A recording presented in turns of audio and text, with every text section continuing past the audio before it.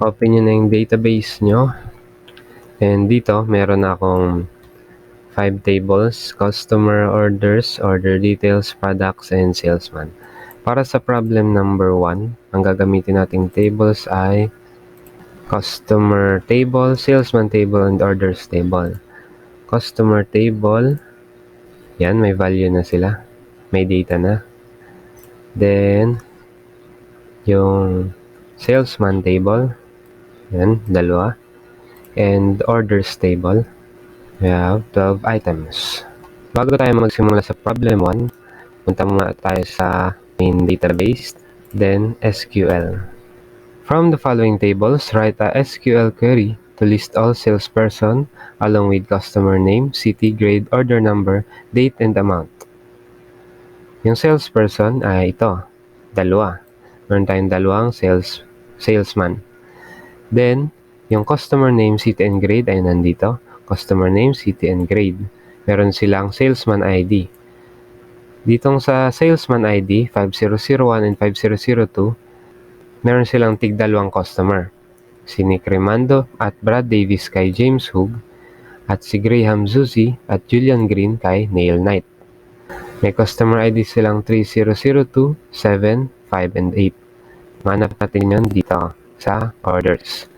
Along with order number, date, and amount. So ito yung kukunin natin, order number, date, and amount. Simulan na tayo. Gagamitin natin ay select kasi kukuha tayo nitong 1, 2, 3, 4, 5, 6, 7 na columns or attributes. Simula tayo sa salesperson, salesman, salesman name.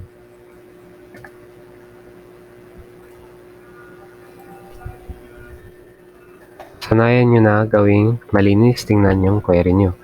At isama nyo lagi kung aling table yung kinukuhaan nyo ng attribute. After ng salesman ay yung customer name, city, and grade. Lahat sila nasa customer table. Customer.customer name, customer.customer city, customer.customer grade. Then, yung order number, date, and amount sa orders table. Orders.order number, orders.order date, orders.purchase amount. Yan na lahat ng attributes na kukunin natin. Then, kukunin natin na table na una ay ang salesman table. Siya yung mapupunta sa pinakakaliwa. From salesman, join natin yung customer table. On salesman ID is equal to customer.salesman ID.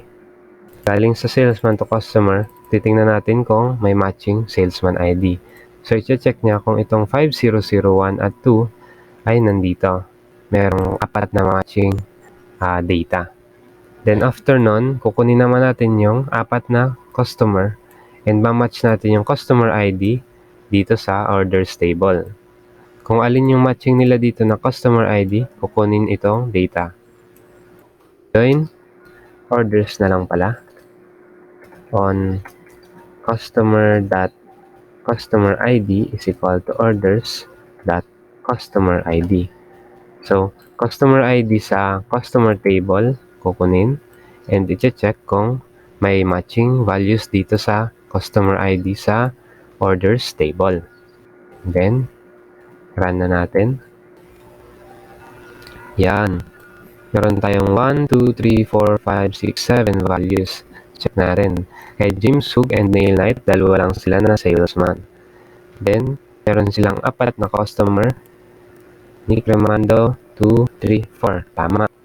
And yung 4 na customer na yun, 02, 7, 5, 8. 1, 2, 3, 4, 5, 6, 7. Meron silang 7 orders, lahat-lahat. So, tama. Pero, bago natin basahin yung output, linisin natin yung output.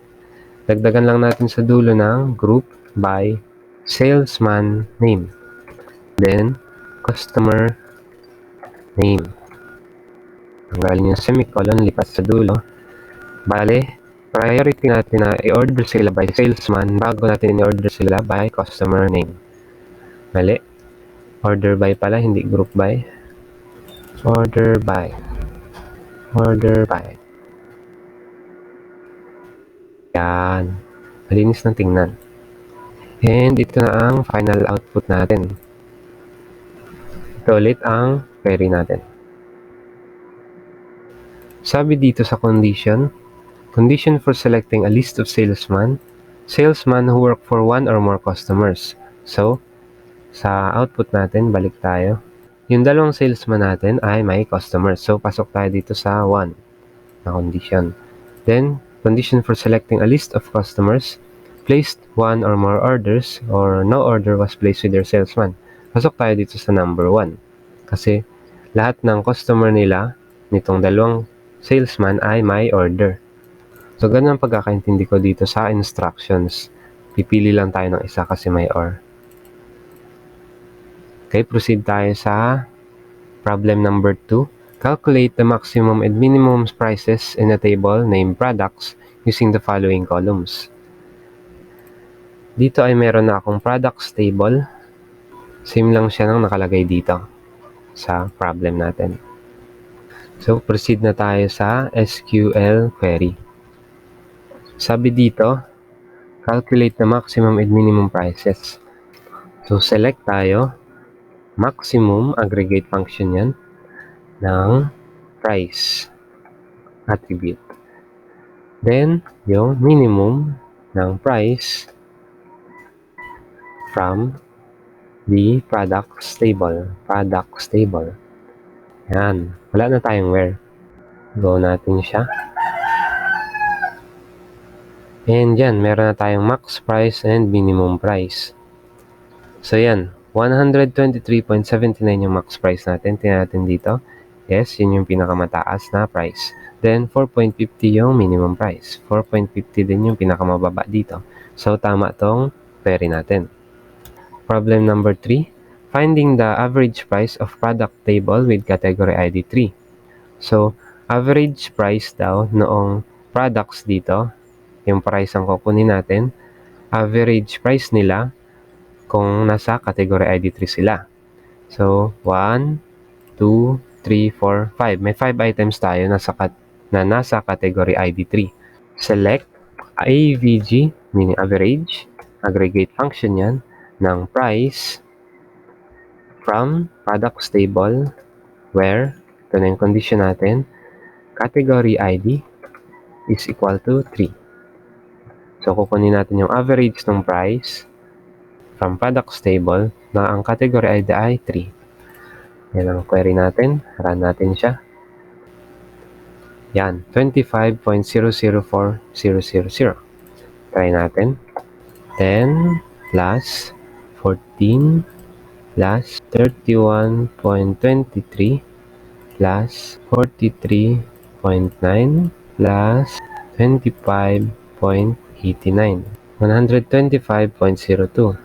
125.02 divided by 5. Yan, 25.003999. So, tama yung output natin. Proceed tayo sa problem number 4.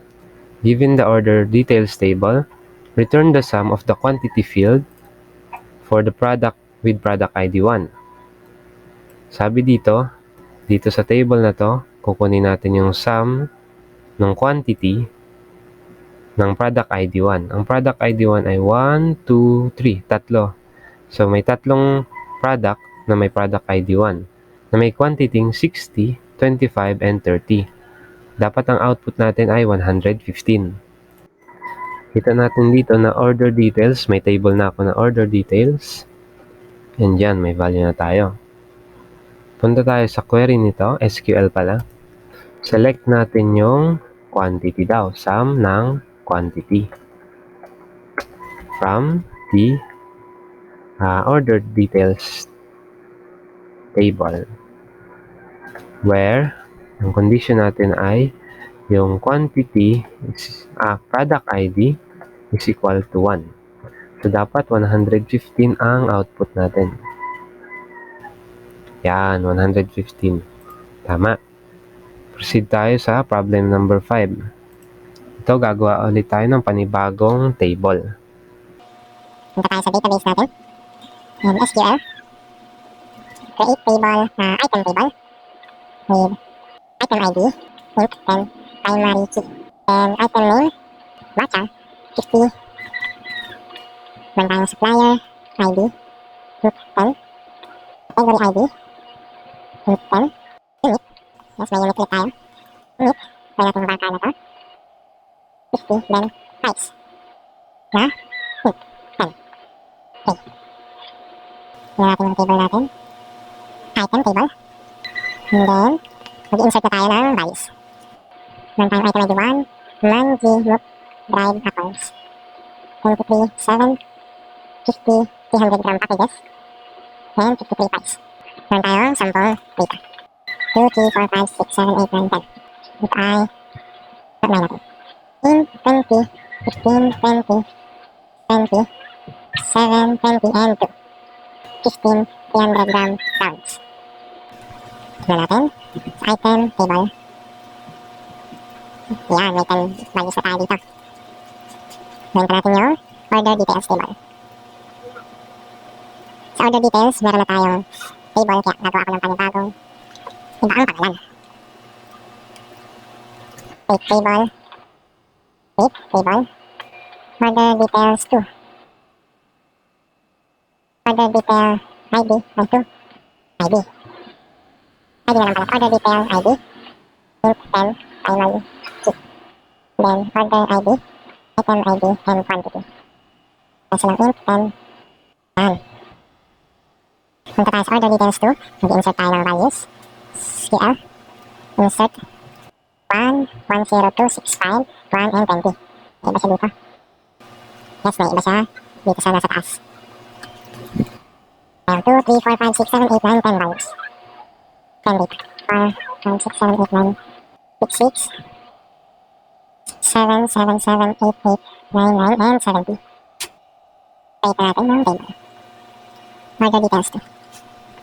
And yan na, may value na tayo. Okay, let's proceed to the problem. Create an SQL statement that lists the item name if it finds any records in the order details table that have a quantity less than 20. So, kukunin natin yung item name daw from the item table kung yung quantity nila dito ay less than 20. So, 1, 2, 3, 4. May 4 items dito na less than 20 yung quantity nila. May item ID sila na 1, 7, 9, and 3. Dito ay 1, 7, 9, and 3.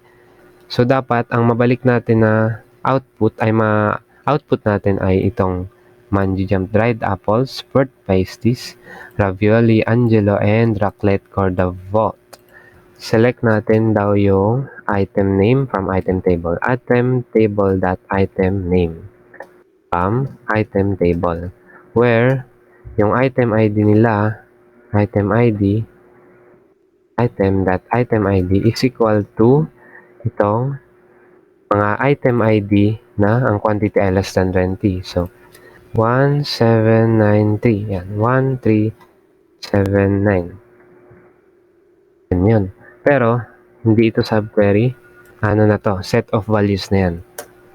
Para makakuha natin yung subquery na ganun yung output, 1379, ay kukuha tayo ng select ulit from item, order details to table at item ID from the order details to table where quantity